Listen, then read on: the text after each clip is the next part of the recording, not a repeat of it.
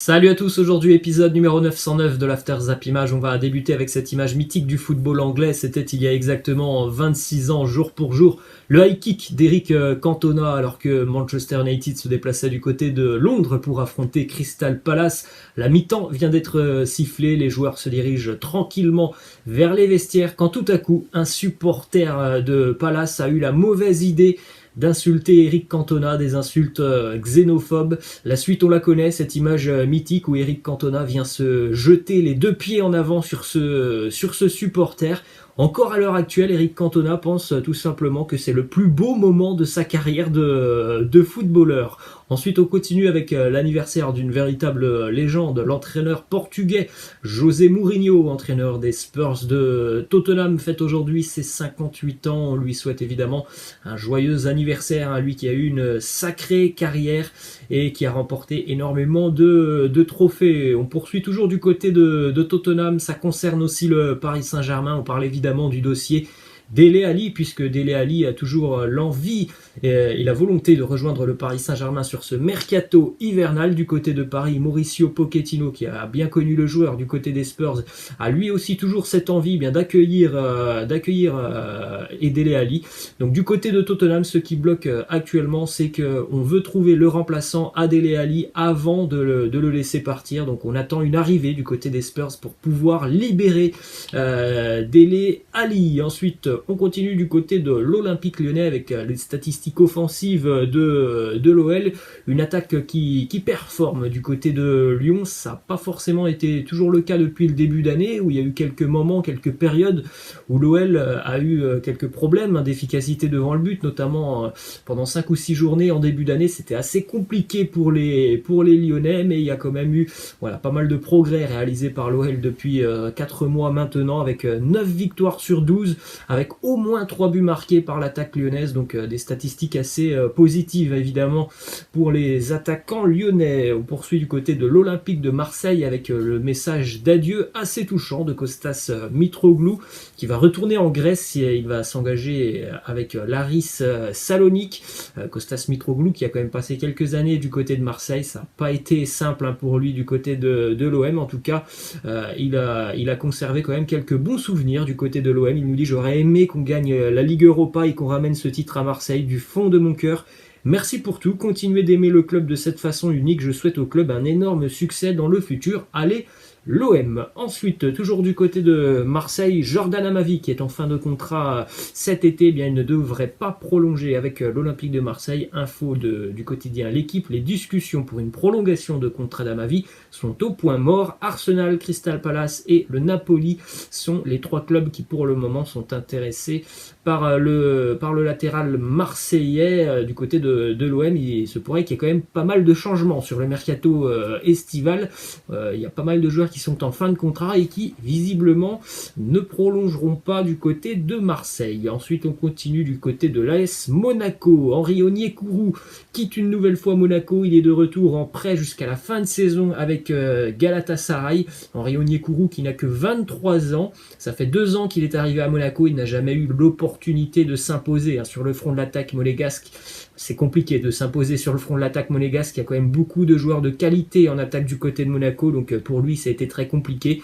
À l'âge de 23 ans, c'est déjà la 3e fois qu'il va jouer du côté de Galatasaray. Il a souvent été prêté depuis quelques années du côté de Galatasaray. Ensuite, on continue du côté de Barcelone avec une déclaration de Ronald Koeman qui nous parle de Riqui Puig. Il nous dit: il a fait une bonne entrée, il a bien joué, il est arrivé dans la surface. C'est ce qu'on veut pour les milieux. Quand l'entraîneur te donne du temps de jeu, tu dois démontrer que tu as ta place dans l'équipe. Il a été important dans ce match.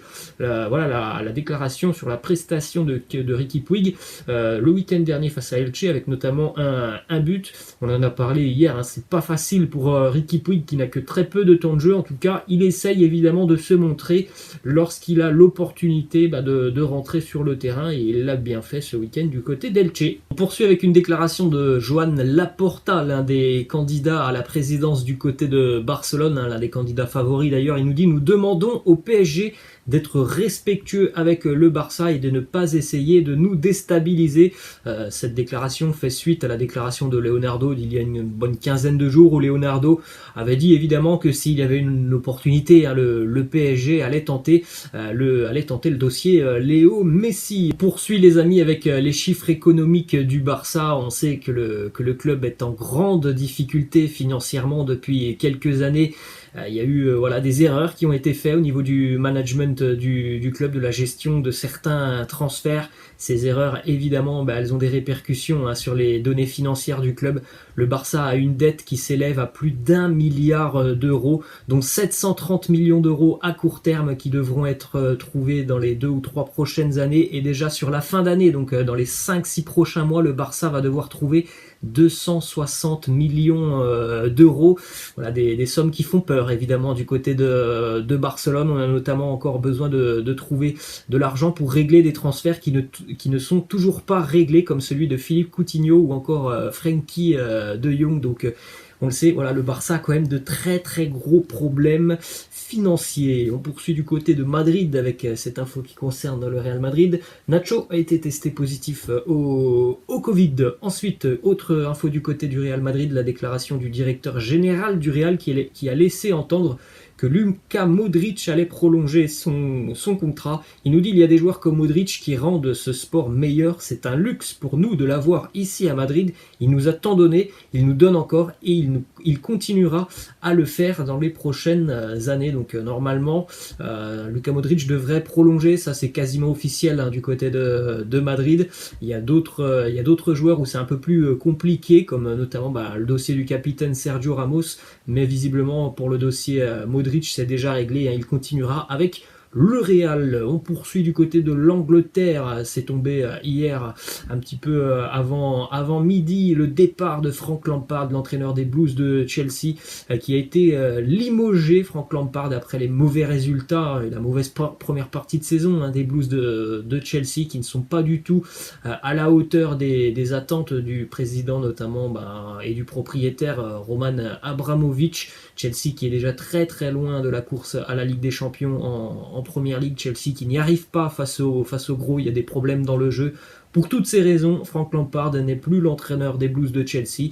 Il a laissé un long message sur les réseaux sociaux pour remercier quand même Roman Abramovich de la confiance qu'il lui a donnée depuis son arrivée sur le banc de touche de Chelsea. Il a évidemment passé de bons moments avec les Blues, et il a remercié aussi tout son effectif. Ensuite, une déclaration de Roman Abramovich qui nous dit que ce fut une décision très compliquée à prendre, notamment parce que j'ai une excellente relation avec Franck et que j'ai le plus grand respect pour lui. Toutefois, les circonstances actuelles ont fait qu'il était préférable pour nous de changer d'entraîneur. Oui, on en a parlé, Chelsea qui se devait d'être au moins pour le moment dans les 4 premières places en Première Ligue, en est très très loin, et puis au niveau du jeu, c'est pas terrible ce que nous proposaient les hommes de Lampard. Donc du côté de Chelsea, on a préféré agir assez rapidement, et il semblerait que le successeur de Lampard soit tout trouvé. On parle de Thomas Tuchel. Ensuite, on continue avec cette image que l'on a vue. C'était justement il y a 48 heures du côté de Stamford Bridge, alors que Chelsea jouait en FA Cup face à Luton. Les supporters des Blues avaient laissé une magnifique banderole en l'honneur de Frank Lampard avec ce message: nous croyons en Frank maintenant et pour toujours. Le lendemain, l'entraîneur était limogé. Ensuite, direction Arsenal. Socrates, on en parlait hier. Socrates, il a rompu son contrat avec les Gunners.